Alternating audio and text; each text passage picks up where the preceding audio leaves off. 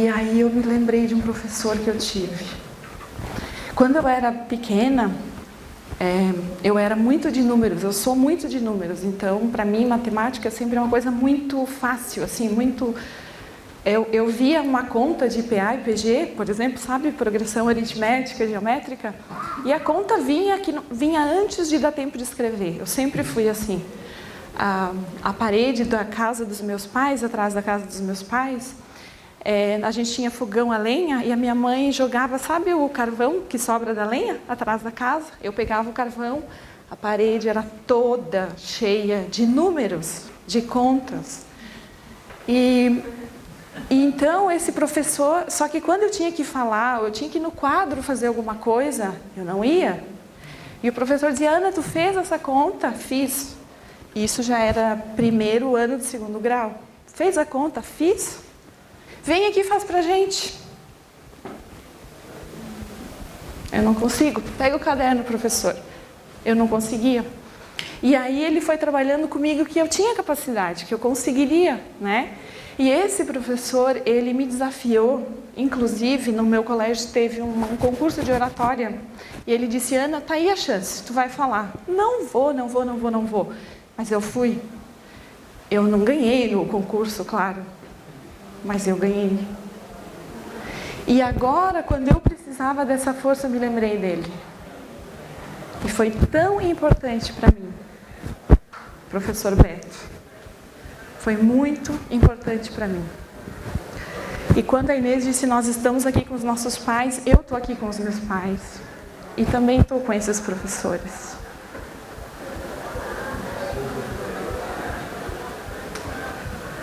Quem aqui de vocês é professor?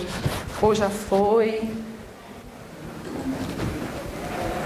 Quem teve alguém na família, além de vocês? Um pai, um avô que foi professor? Olhem para o lado. Levanta de novo a mão. Quem teve alguém na família que foi professor? Agora, quem também já foi professor?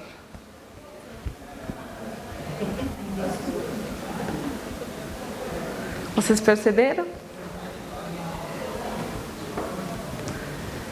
Então, nesse momento, eu até tinha pensado em convidar que os professores, ou os que já foram professores, ou que são, viessem até aqui. Mas são tantos que não vai ficar, que as cadeiras vão ficar vazias. Talvez a gente possa fazer desse lugar mesmo que vocês estão, esse exercício. Cada um de nós agora também olhar. Pode passar. Todos nós estamos aqui, a gente olha essa frase, a gente lê essa frase porque a gente teve alguém que nos acompanhou, que deu com a gente esses primeiros passos, que nos recebeu, né? Às vezes um professor que olhou com tanto carinho, com tanto amor, que foi tão fácil, a escola foi tão fácil para nós. E às vezes alguém que estava longe, algum professor que não estava ali. O coração dele talvez estivesse tão longe, né? E talvez até hoje a gente se ressinta com essas dificuldades em relação a ele. Então, nesse momento que a gente possa olhar para todos eles, porque todos fizeram o melhor que eles puderam por nós. Os que foram maravilhosos, os que tentaram e não conseguiram ser, né? E assim também os nossos pais. Claro que eu vim com os meus pais, né? Quem conhece meus pais sabe, meu pai chega em qualquer lugar e fala com qualquer pessoa. A minha mãe, não tanto. E eu ficava na dúvida, será que eu vou... eu vou ficar que nem a dona Terezinha. Ela acha que nunca tem nada para falar. Não, mas o meu pai, ele tem muita coragem. Ele chega, ele não tem vergonha. É assim que a gente vai para a vida, né? Então, o meu convite para vocês agora e com vocês é a gente olhar para essas pessoas. A nossa vida, quando a gente sai da segurança da nossa família, para onde que a gente vai? A gente vai para a escola. Através da escola, a gente descobre o mundo. A gente descobre os nossos amigos, a gente descobre que tem uma família que é diferente da nossa. A gente descobre o saber, a gente descobre as possibilidades. E quantas vezes nós esquecemos? Eu fiz um treinamento com a professora Mariane, a Sônia estava comigo, né? E depois eu vou falar dela para vocês. A professora Marianne Frank é uma professora alemã. Foi a professora que, num determinado dia, ela estava tão cansada da escola. Ela estava tão desanimada, tão desesperada, que ela disse, eu não aguento mais. E ela conta que ela só viu o que era ruim, o que era negativo, o que não dava certo na escola. Ela não aguentava mais. E foi aí, então, que ela foi procurar terapia e adorou as constelações. Ela conheceu o Bert Hellinger e ela disse, vou me mandar da escola, vou ser terapeuta. Só que a escola puxou ela. Não, ainda não, tem um trabalho para ti. E ela levou, então, o trabalho das constelações para dentro das escolas. E lá no treinamento com a Marianne, ela disse, um país precisa reconhecer quem faz o seu futuro. Um país se fortalece, amadurece quando ele consegue olhar para os professores. Esse é um grande passo que um país precisa dar para amadurecer, né? Então nós, quando a gente pensou nesse trabalho, a gente pensou o que nós podemos fazer pelos professores, por vocês que estão aqui, que vão voltar para as escolas de vocês, para vocês enquanto pais, que também têm professores que cuidam dos filhos de vocês. Quem que tem filhos e que tem agora algum professor cuidando do seu filho? Sem eles a gente não poderia estar aqui. Então o meu convite para vocês é que a gente possa caminhar junto olhando desse lugar. Desse lugar. Nós criamos o futuro. Os professores são os que criam o futuro. Quanto mais a gente conseguir realmente olhar para esses professores, mais o nosso país também vai crescer e amadurecer. Tem uma terapeuta, quem é nosso aluno tem o artigo dela na apostila Una Cornell. E ela conta que quando ela começou a fazer esse trabalho nas escolas e ela faz treinamento com professores. Então ela disse que começou a trabalhar com os professores, que os professores contem para os alunos que eles também têm pais. E os alunos ficavam apavorados. Sério? O professor também tem pai? Tem mãe? Ela trabalha isso, que às vezes o professor chegue e fale, olha, turma, hoje eu estou um pouco triste porque minha mãe está doente, sabe? Eu tenho uma mamãe e hoje eu não estou tão bem. Talvez amanhã você vai chegar na escola e também não vai estar tão bem. E tudo bem também. A Marianne conta uma história que quando a mãe dela adoeceu, os alunos dela ficaram tão tocados e ela disse, olha, essa semana eu não estou muito bem, porque minha mãe está no hospital. E aí foi uma comoção na turma.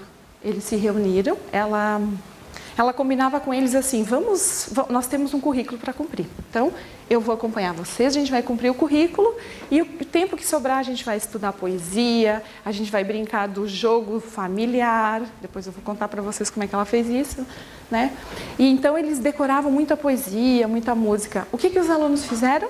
Gravaram um CD de poesias para a mãe dela e ela levou no hospital. Então esse é o nosso olhar para vocês, professores, filhos de professores, netos de professores.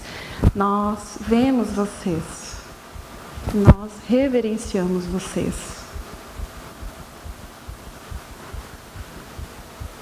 Com todo o nosso coração. Preparando esse seminário, sabe o que eu descobri? Acredita que a escola primária onde eu estudei tinha o nome do meu avô? Porque às vezes eu me pergunto, eu sou advogada, sou administradora, trabalho com empresa, mas eu estou sempre falando de criança, amando escola, falando de aprender. Por quê, né? Aí, tá, tudo bem. Depois eu me lembrei que o meu avô materno, o da escola, o que tem o nome na escola é meu avô paterno. O meu avô materno foi professor. Com a 4ª série, ele era professor. Ele era professor. O que eu vou falar hoje? Eu vou falar sobre o Hellinger, esse grande educador, né? Quem é nosso aluno, a gente sempre vê o Hellinger, a faceta terapêutica dele, mas o Hellinger também foi um grande educador, então vou mostrar um pouquinho desse trabalho dele para vocês. E vou falar da professora Marianne Frank. Alguém de vocês aqui nunca teve contato com a constelação, não sabe, quando a gente fala constelação sistêmica, não sei o que é, ou todo mundo sabe? Todo mundo mais ou menos assim? Tá. Eu vi que tem, vocês viram que tem uma piccola ragazza qui? Então, Bert Hellinger, todos fazem parte, né? Vocês percebem o que o campo faz? O Hellinger foi um grande educador. Pode passar, Paulo.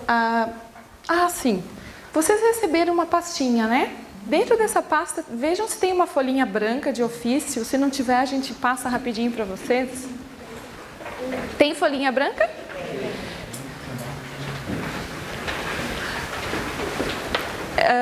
É bem simples. Eu queria que vocês pegassem essa folha e desenhassem a família de vocês, tá?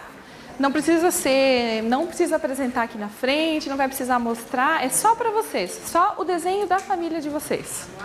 Agora, tá? Aquilo que para ti é família agora. Quando tu pensou família, o que tu desenharias? E depois isso vai fazer sentido, tá?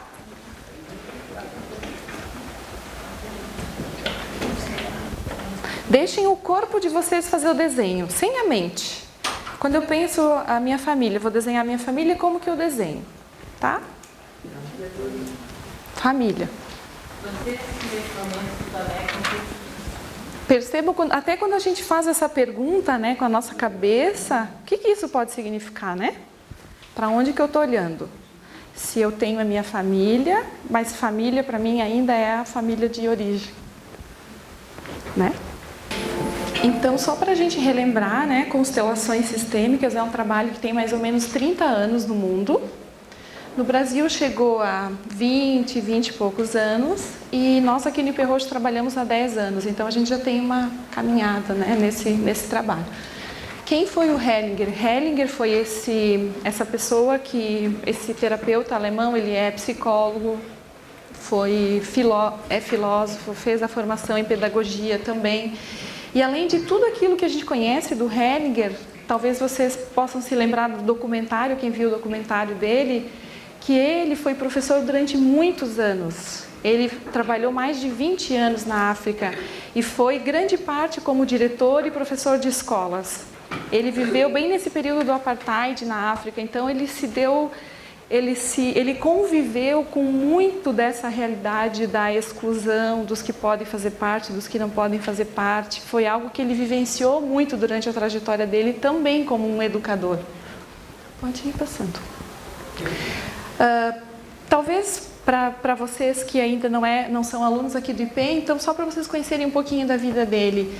Desde que Hellinger nasceu, eu sempre brinco assim que quando a gente vê a história da vida dele, a gente se pergunta, será que é uma vida só ele fez tudo isso? Ele começou muito jovem já, com questionamentos e se perguntando o que ele queria ser da vida. Com 5 anos ele queria ser padre e aos 10 ele já foi para um seminário. E ele fala que e a gente fala, e às vezes a gente pensa, coitadinho, 10 aninhos, né? Eu tenho filhos, pensei, imagina os filhos com 10 anos para um seminário. E quando eu vi o documentário, ele fala, foram os anos mais maravilhosos da minha infância. Então eu fico pensando, ele deve ter tido professores maravilhosos, para ele dizer que foram os anos mais maravilhosos. Provavelmente, quando ele agradece às pessoas que o formaram, com certeza, ele lembra de todos esses professores. Talvez até vocês que são professores, talvez quantas pessoas façam o que eu fiz para o meu professor Beto, né? Que reverenciam vocês, às vezes vocês nem sabem, mas a alma sabe aquilo que ela fez, tá? Pode passar todo o slide que eu vou falar. Aqui a gente já falou, Hoje Hellinger já passou de 100 livros escritos e acho que são 33 idiomas já. Agora ele tem começado a viajar, inclusive, para esses países orientais, como China, países como a Rússia, que tem muitas questões também de traumas, de guerras. Então, é um trabalho que realmente está em todo o mundo. Pode passar. O que é o grande legado do Hellinger, então? Qual é a base das constelações? As constelações, às vezes quem olha de fora, ou às vezes quem entra em contato a primeira vez, acha que é uma coisa... é tão surpreendente que parece que é algo assim que não tem explicação, que não tem lógica, ou que é sobrenatural. Mas não é assim que a gente vê. O Hellinger traz para nós... Ele diz que ele não descobriu, ele fala que ele apenas percebeu a existência de 3 leis que regem todos os relacionamentos humanos. Aqui agora, nesse momento, nós estamos todos reunidos nessa sala, com certeza, se a gente for olhar, a gente vai ver as 3 leis atuando o tempo todo em todos nós. Né? Então, quais são essas 3 leis que o Hellinger fala? Ele fala que todos os seres humanos só conseguem viver a partir da relação, ou não seria nem não conseguem viver, são leis naturais, a gente não tem escolha sobre elas, elas existem. A gente pode respeitar, e se eu respeito, a minha vida segue, a minha vida flui, os meus projetos fluem, e se eu desrespeito, se eu transgrido, é a palavra que ele usa, as consequências também, as consequências serão talvez não aquilo que eu estou esperando, mas haverão consequências. Eu posso transgredir a lei, mas haverá uma consequência nessa transgressão. A grande questão é que muitas vezes essas leis atuam sem que a gente perceba. Essas leis são inconscientes, essa forma como nós atuamos é inconsciente, a gente não percebe que a gente está transgredindo. Ele demonstra que nós estamos tão entrelaçados no destino dos nossos antepassados, dos nossos pais, que nós trazemos essa memória no nosso corpo, de muitas gerações. Então, a gente é tão conectado que a gente não percebe. Né? É como eu contei para vocês, às vezes a gente escolhe uma determinada profissão e a gente não sabe, às vezes não para pensar por quê, mas se a gente vai olhar lá na nossa árvore genealógica, a gente vai encontrar. Às vezes uma doença, às vezes uma dificuldade na escola. Né? Muitas crianças que têm dificuldades na escola, quando a gente vai olhar, às vezes os pais também tiveram. Então, por fidelidade à minha família, pela lei do pertencimento, o que eu faço? Se meu papai, se minha mamãe não conseguiram, eu também não vou conseguir. Ou se o meu irmão mais velho não conseguiu ainda, eu também não posso conseguir. Essa é a nossa forma de amar transgredindo, ou transgredir amando, se a gente pudesse pensar. Tá? Pode ir. Sim, por isso a gente às vezes fala, eu nunca mais vou falar isso para aquela pessoa. Passam 10 minutos, o que a gente faz? A gente fala, eu não vou mais me meter naquele assunto. Passa um dia, a gente se mete. O que está atuando? Né? Essas leis atuam o tempo todo de forma inconsciente. Então, quais são as 3 leis? Pertencimento, ordem e equilíbrio. Pode passar. O que é o pertencimento? Desde que a gente nasce, a gente precisa de alguém para cuidar de nós. A humanidade só sobreviveu a todo esse período de evolução que a gente teve através da convivência coletiva. E qual é o lugar onde a gente se sente mais vinculado? É na nossa família. Né? Quando a gente vai para a escola, a gente vai... E às vezes a gente tem a ilusão que os nossos filhos vão e lá eles vão poder fazer o que eles quiserem, lá eles vão ser quem eles são. Será? Será que isso seria possível? Né? Ou às vezes a criança chega e o professor, às vezes, por muitas questões, ele não consegue olhar para aquela criança e ver como ela está chegando. Mas ela está chegando com os pais, com as dificuldades, com aquilo que aconteceu no dia anterior.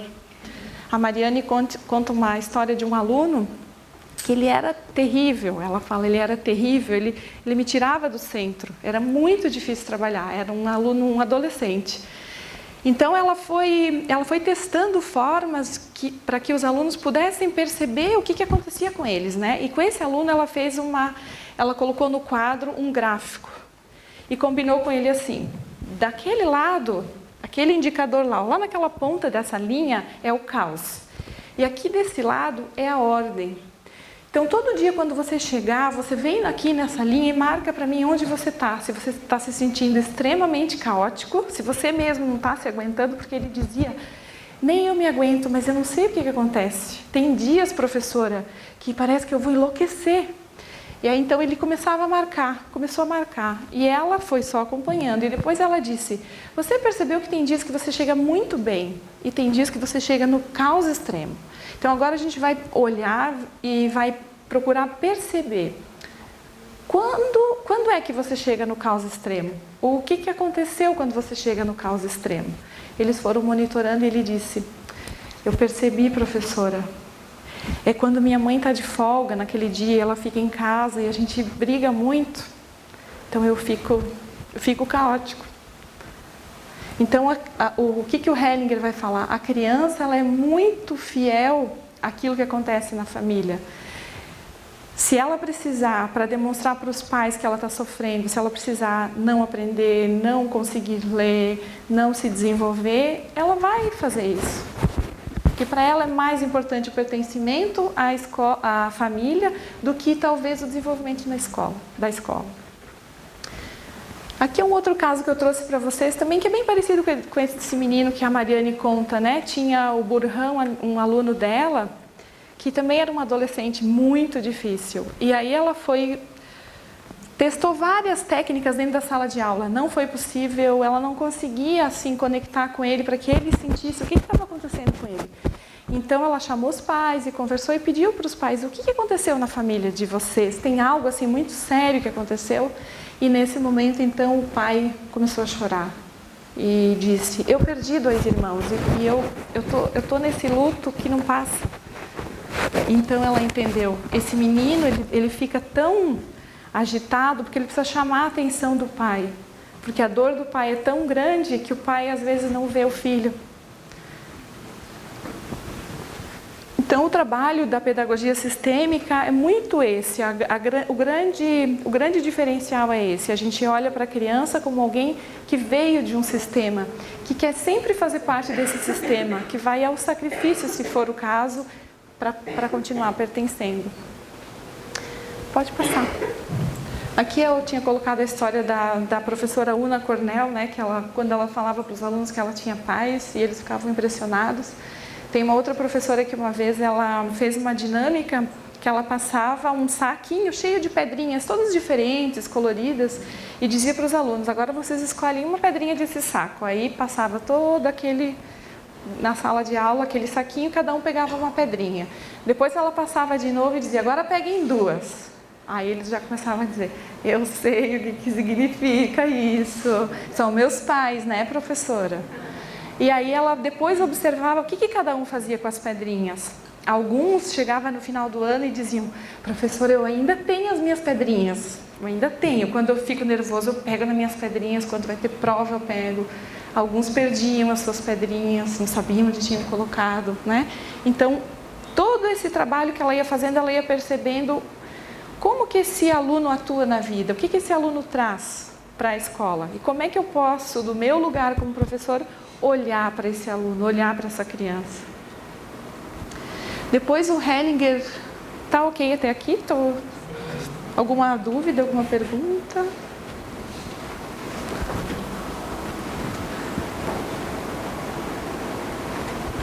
Ordem, né? Ordem é uma... A gente às vezes, para explicar, fala primeira, segunda, terceira, mas não tem essa hierarquia das leis. As leis, elas estão o tempo todo atuando no universo. Então, não tem uma mais importante, nem uma que vem depois. É só por didática mesmo, né? Então, existe também uma outra lei que se chama ordem. Ordem fala sobre o lugar de cada coisa, o lugar de cada pessoa, o lugar de cada evento quando ele aconteceu. Então, por exemplo, um exemplo prático para vocês. Houve um concurso e foram contratados novos professores numa escola, né? Vamos trazer exemplo de escola. E é uma escola muito antiga, que já tem 20, 25 anos de existência. E chegam esses novos professores. Qual seria, pensando dentro da lei da ordem, a postura que faz com que esses novos professores ganhem força? Como que eles chegariam nessa escola? Então, o professor, que é o último a chegar, eu acabei de chegar nessa escola, eu chego, tá? E olho para essa escola e falo, meu Deus, está tudo errado isso daqui. Quanta coisa para mudar, quanta coisa para fazer. Percebem vocês, qual a sensação? Se vocês estivessem vendo as carinhas, vocês... Tá todo mundo assim, tipo, oi, como os adolescentes falam, oi, né? Agora, se esses professores chegam, né, e falam, ó, eu sou fulano de tal, eu estou chegando agora, eu quero aprender com você. Você está aqui há 20 anos nessa escola. Quanta coisa você tem para me ensinar? Eu tenho também coisas novas para compartilhar, se um dia vocês quiserem compartilhar. Vocês me ajudam? Posso contar com vocês? Vocês percebem a diferença? Isso é ordem. Quem vem primeiro tem precedência. Esse é o princípio da ordem. Cada um tem seu lugar. Todos podem fazer parte, cada um do seu jeito. Não significa que, eu então agora essa escola sempre foi assim, ou essa empresa, né? Uma escola é uma empresa. Para quem faz a nossa formação e fez o módulo empresarial, uma escola não deixa de ser uma organização. Uma escola é uma empresa. Tudo aquilo que a gente viu sobre empresas se aplica às escolas também. Eu estou usando aqui o exemplo escola porque a gente está num trabalho de pedagogia, tá? Mas é a mesma coisa. Então, como é que eu, que sou o último a chegar nessa organização, posso me colocar? De uma forma que eu me fortaleça e que eu fortaleça a organização. Aí vocês imaginam como deve ser difícil quando uma escola tão antiga, ou às vezes com uma equipe tão grande, contrata um novo diretor, que vai coordenar todas aquelas pessoas. Ele é o último a chegar, mas na ordem do tempo ele é o último a chegar, mas hierarquicamente ele vai ocupar a primeira posição. Como que ele pode ter sucesso? A gente vai ver isso amanhã. Existe uma forma que respeita a ordem para que isso dê certo numa organização, tá? Ordem também tem a ver com lugar. Então, cada um tem seu lugar, na escola, na família, no sistema que pertence. Então, por exemplo, eu trouxe o exemplo de uma pedagoga, Ellen, ela aplica bastante o trabalho das constelações, e ela tinha uma aluna de 11 anos que gaguejava muito e não conseguia ler, não conseguia ler, não conseguia ler. E ela percebia que a aluna, ela não tinha dificuldades de fala, ela não tinha nenhum problema fonético na formação da fala, mas ela não conseguia. Então chamou os pais e começou a conversar o que poderia ter acontecido, se houve algum trauma, o que pode ter acontecido. E a mãe começou a chorar, e o pai disse, vamos falar para ela o que aconteceu. E a mãe só chorava, e aí eles contaram que essa menina, Liza, ela tinha tido uma irmãzinha. E essa irmãzinha também se chamava Liza, ela ganhou o nome da irmã. Só que essa irmã, aos 9 meses, ela se afogou, ela estava comendo alguma coisa, ela se afogou e ela faleceu. A mãe teve outra menina, colocou o mesmo nome da criança e não aceitava falar sobre o bebê que ela perdeu. Como a criança, lembram da lei do pertencimento? Como a criança não aceita nenhum tipo de exclusão, o que ela faz? Ela começa a transgredir a ordem e começa a se comportar como se ela fosse a irmã. Então a gagueira era a sensação de engasgamento que o bebezinho tinha tido. Quando foi trabalhado isso numa constelação, imediatamente a criança começou a ler e parou de gaguejar. Então são relatos assim que nos mostram o que as constelações podem trazer à luz. A próxima lei é a lei do equilíbrio.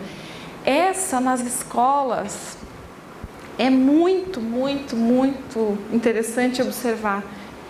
No início até era um pouco polêmico, agora já se consegue compreender. O que a gente faz na escola quando duas pessoas brigam, duas crianças às vezes brigam? Vamos olhar 2 pessoas. Quem que quer vir fazer o exercício? Pode ser, 2 pessoas. Então, a Isabel e... Como é que é teu nome? Silka. Silka. Então, a Isabel e a Silka são coleguinhas, tá? E por algum motivo, a Silka bateu na Isabel, tá? Então, você é a criança que bateu. Ela bateu em você e você ficou triste.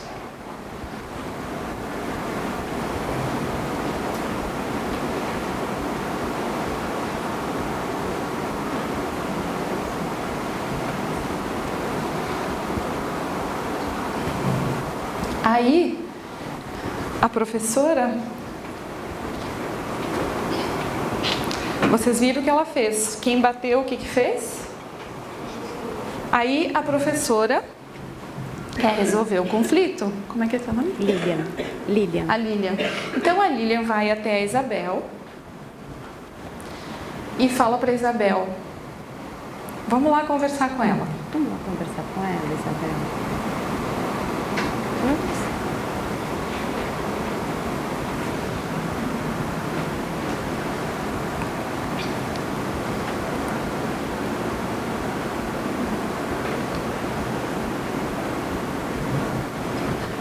Aí, normalmente, o que a professora faz?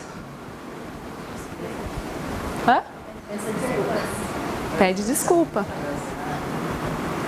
É ela que bateu, né? Você pede desculpas para ela. Sua colega ficou triste com você, com a atitude.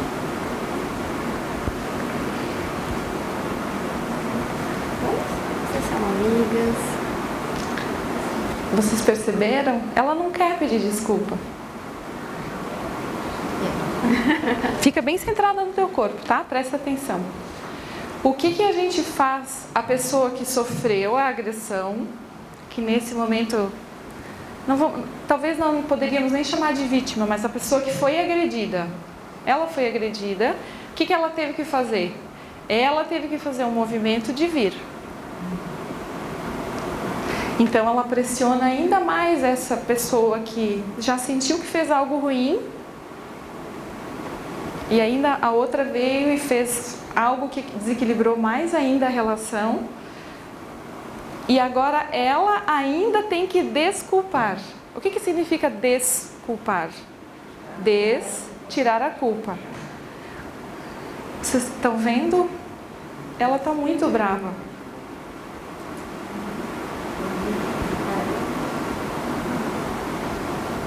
Então a professora fez um treinamento de pedagogia sistêmica e ela sabe. Então o que a professora vai dizer? Vai falar com a Silka. O que ela poderia fazer para compensar isso que ela fez para a Isabel? Ou dizer para ela que talvez realmente hoje ela não vai poder brincar com a Isabel, embora elas sejam amigas, porque a Isabel está muito triste. E quando a gente faz algo ruim para uma outra pessoa, essa outra pessoa, ela fica chateada. E não é ela que tem que tirar a nossa culpa. Talvez ela precisa mudar a palavra por eu sinto muito e não me desculpa.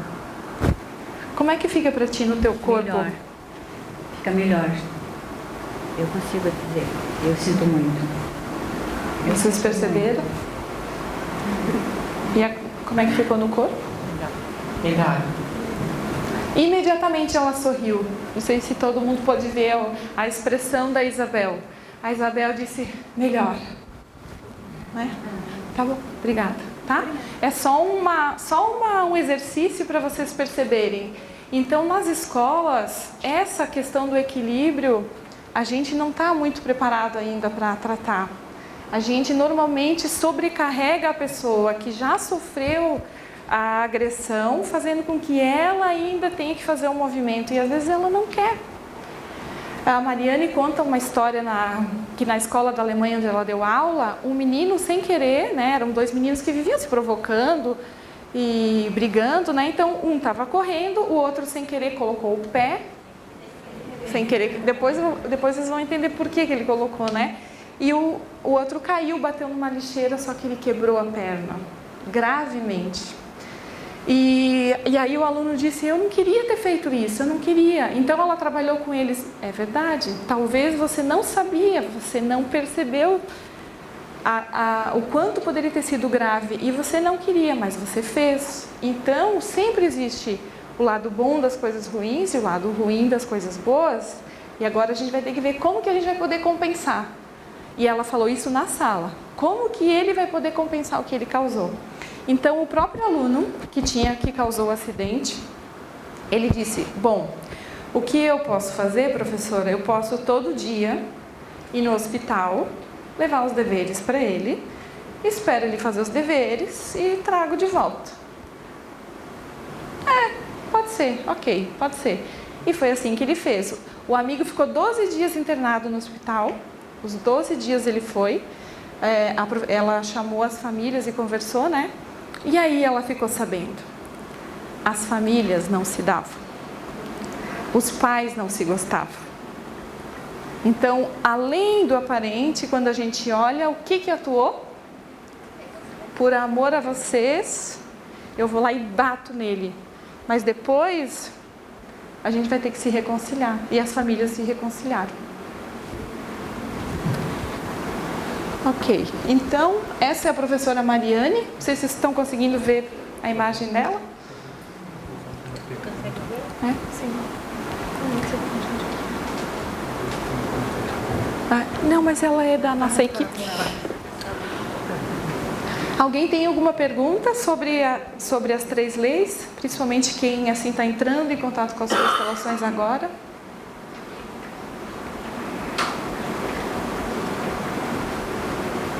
Tudo tranquilo? Que horas que é o nosso coffee? Daqui a 20 minutos. Daqui a 20 nós vamos fazer um intervalinho para o coffee break, tá? Então essa é a professora Mariane. Pode ir passando, Paulo, que eu já falei quase tudo.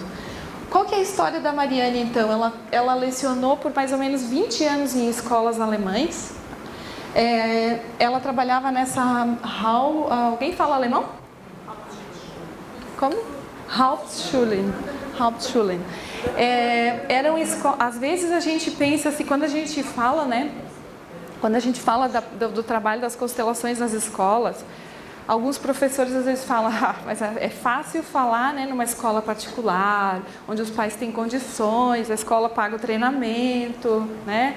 Agora eu quero ver fazer isso numa escola pública, onde tem violência, onde a gente lida com assassinato. Eu quero ver trabalhar nesse lugar, né?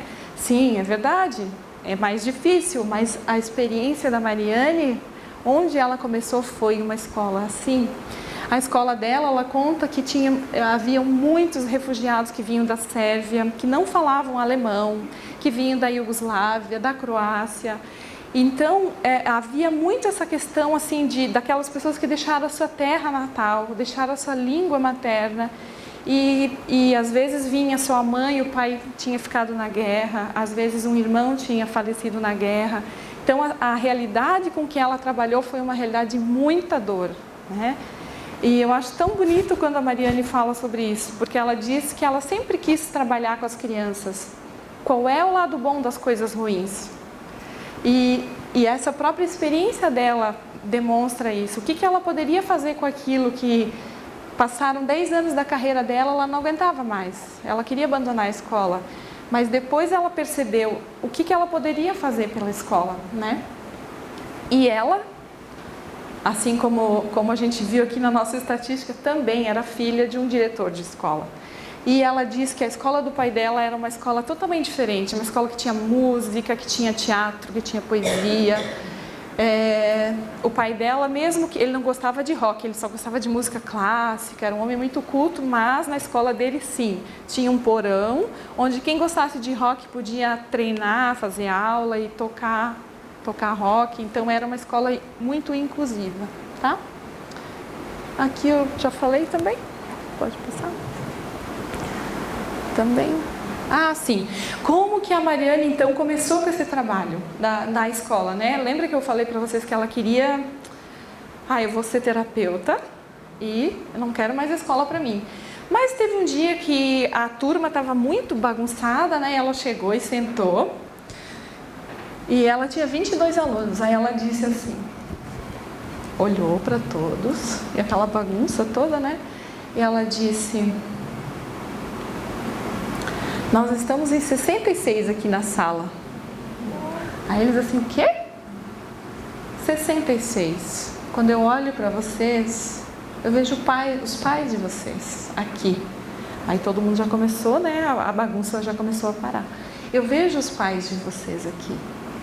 E quem sabe um voluntário da turma pode vir até aqui na frente e fazer uma reverência para todos esses pais que estão aqui com a gente. Aí naquele dia ela percebeu: a escola me pegou.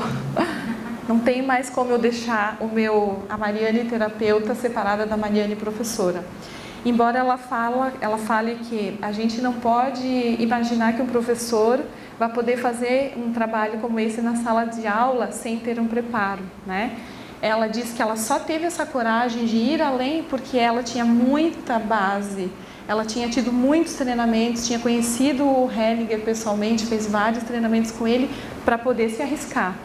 E ao mesmo tempo a escola onde ela estava era uma escola que tinha muita dor, muita dificuldade em relação a essas crianças descendentes da guerra. Então isso permitiu com que ela fosse um pouco mais além, né? Pode passar. O que aconteceu? Quando ela começou a falar sobre essa questão da família, incluir as pessoas, ou quando um aluno estava triste, ela perguntava: o que aconteceu com você? E às vezes ele falava: o meu irmão, eu estou triste porque eu lembrei que o meu irmão faleceu na guerra, fazem tantos anos. Então ela começou a fazer esse trabalho. E aí cada vez eles queriam falar mais, chegando a um ponto então que ela teve que combinar com eles. Então nós vamos fazer o seguinte: todas as sextas-feiras a gente vai... nós vamos adiantar os nossos conteúdos e na sexta-feira a gente vai falar sobre essa coisa da família. E aí ela disse assim, sabe, quando eu estou num grupo de adultos e a gente às vezes joga um jogo, o nome desse jogo é o jogo familiar, é o jogo da família. Então às vezes a gente está contando como é que está na nossa casa, o que aconteceu com a gente, e a gente coloca assim as pessoas que estão ali naquele jogo para representar, para a gente poder ver. Foi assim que eles começaram a constelar os temas das crianças. Ela realmente fazia um trabalho, um exercício de constelação com os temas das crianças. Foi assim que começou então. Esse é o nascimento da pedagogia sistêmica. Esse é o nascimento, a junção entre o que o Hellinger traz para nós e a experiência da Mariane dentro da escola. Ali estava nascendo algo que nem ela imaginava, né? A Inês está me corrigindo: pedagogia sistêmica fenomenológica, né? Ou pedagogia sistêmica segundo Hellinger, talvez, né? Porque já existe esse termo. Quem é da pedagogia, é isso? Ok. Então aí, com essa turma ao longo desse ano todo, a Mariane foi trabalhando, por exemplo, às vezes eles faziam exercícios de matemática. Então vamos treinar, se eu faço melhor os exercícios imaginando meus pais comigo, agora todo mundo vai imaginar os seus pais e vai fazer o exercício. Depois a gente não vai pensar nos nossos pais, vamos pensar em outra coisa e vamos fazer o exercício. E eles faziam estatística para ver quanto eles tinham acertado com os pais, quanto eles tinham acertado sem os pais. Ela conta que o que aconteceu foi que a turma toda melhorou muito o desempenho. A turma toda começou a se olhar e saber: esse daqui é o meu amigo e isso aconteceu com ele, ele tem essa dificuldade. Eu vejo você, eu vejo você, eu vejo você. Eles se viam realmente. Então a escola deixou de ser um ambiente não me vem a palavra agora, mas foi um ambiente que foi se criando, foi um sistema que foi crescendo, onde eles foram se vinculando, onde eles foram caminhando juntos, né, por aquele período.